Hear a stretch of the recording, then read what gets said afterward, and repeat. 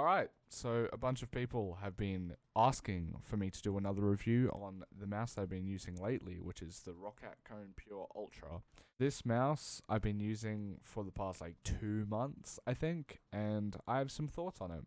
My initial thoughts on the mouse was the shape isn't that safe due to the fact that it has a massive thumb groove here, which forces your fingers to be placed into a certain position.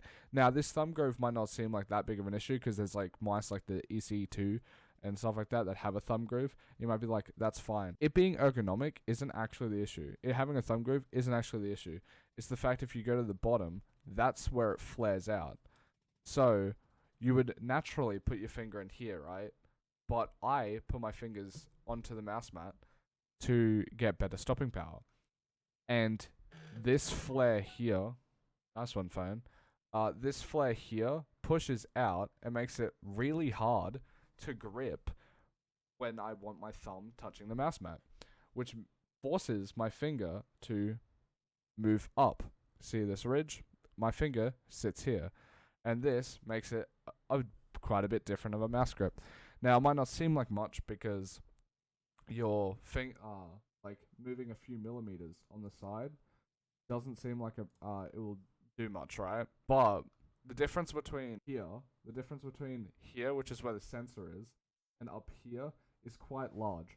For me personally, I want my fingers parallel to the sensor.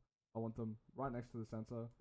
I don't know if that's actually parallel. Maybe I use that term incorrectly. Math bros, stay mad. But yeah, I want my fingers to be on the same level as the sensor. The Roccat Kone Pure makes it basically impossible for me to do that with the mouse grip that I want to use, and that is a massive side effect to the mouse. Despite that, you might be thinking, well, fuck, it basically doesn't allow you to do the mouse grip you want. It must be a shit mouse, right? Well, no. Every other feature this mouse has, I really enjoy. The buttons, how the buttons feel very nice. The coating on the mouse is fucking superb. The scroll wheel feels very nice. Mouse buttons, I think, the best or one of the best I've ever felt. The overall shape, when you don't factor in these ridges, is actually a very nice and comfortable shape. It's just this thumb groove that's a massive issue. And if you also go to the other side, it's not a safe shape whatsoever. My finger goes in the middle here, so it doesn't actually impact me. But if you were someone that did a 1-2-2 grip, and you liked to rest your pinky at the back, this ridge could possibly fuck you up. And that's another issue. I don't see why you would need such a harsh ridge. I'll try and show it to the camera. That is a very sharp ridge. It would be stupidly uncomfortable. It's a very sharp ridge. And I just think that's a massive issue with this mouse. I think this mouse could be exceptional. It could even stay ergonomic. It's just the fact that these ridges forces you to do certain mouse grips that you might not be comfortable with. And unlike what I said in my previous video with the MZ1, there's no benefit to forcing your shape here. With the MZ1, it forces you into a shape that I feel like is pretty decent, like a mouse grip that's pretty decent for that mouse. This just forces you into a mouse grip that is not better. Yeah, that just seems like a massive issue with the mouse. But as I said, I kind of glossed over it, but as I said, every other feature on this mouse is amazing. It's still probably one of the funnest mice I will use. It's probably still one of my favorite mice, right? It just sucks that it doesn't have that shape thing. Some people do shit on the G Pro wireless for being too safe of a shape because it's a perfectly fine good shape, right? And there's no bells and whistles to it. It's just a decent mouse.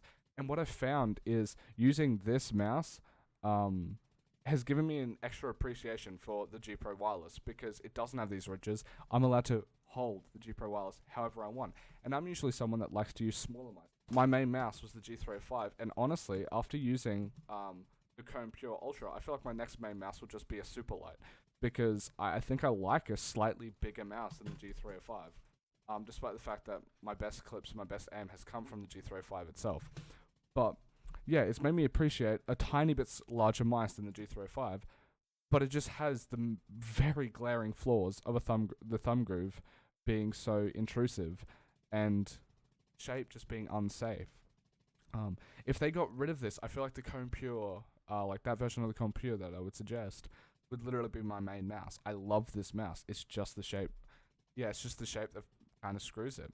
And I don't really have any other thoughts with the mouse, to be honest. It's basically a perfect mouse apart from the intrusiveness of the shape. I guess if you can get past this, like for example, if you rest your thumb in the thumb groove and don't touch the mouse mat for stopping power, it's perfectly fine. It's more than fine. It's just I don't do that, so it kind of doesn't suit me. But if that doesn't affect you, I would say this is probably one of the better mice to get, especially considering that the cable isn't that bad. It's not a shoelace cable like you would find on glorious mice, but the cable is still pretty nice. For whatever reason, I'd say it's the best rubber cable I've played with. And in a mouse bungee, it basically is non-existent. Like you don't feel the cable. And then also, it's like a 67-gram mouse, I think. So it's like on the lighter side. Like this is a very nice mouse. I probably should have mentioned that a lot earlier. The weight of the mouse itself, but it's very nice. Yeah, and the 67 grams, that's like on a very that's on like the much lighter side. Like for example, this Huddy S Wireless is 59 grams. But the issue that the Huddy S Wireless comes into play is it's a lot smaller for one, and it also has like, I don't know if you can hear it, but you can creak it by like it doesn't have the most amazing build quality. It's perfectly fine. Like you're not going to notice it if you're just using it, but it feels a bit more flimsy in the hand. And then also it doesn't have the honeycomb design. There's something about not implementing the honeycomb design and still getting like a small weight, like the 60 grams of the Kone Pure Ultra or the G Pro Superlight, that I very much appreciate. And yeah, the build quality feels so amazing on this mouse. But as I have alluded a million times, just this flare out here makes it a mouse that I probably won't main and I'll just use for fun here and there. Like I don't aim my best with this mouse, I don't think, because of this ridge. But yeah, that's just my closing thoughts. This is probably a bit more rambly than my last one, but there's not much I can say about it apart from the shape being very intrusive and it doesn't have much upsides apart from in regards to the shape. But in every other aspect, it's fucking phenomenal. Like a 67-gram mouse that's has amazing build quality, amazing buttons, amazing shape if you discount the intrusive nature of it.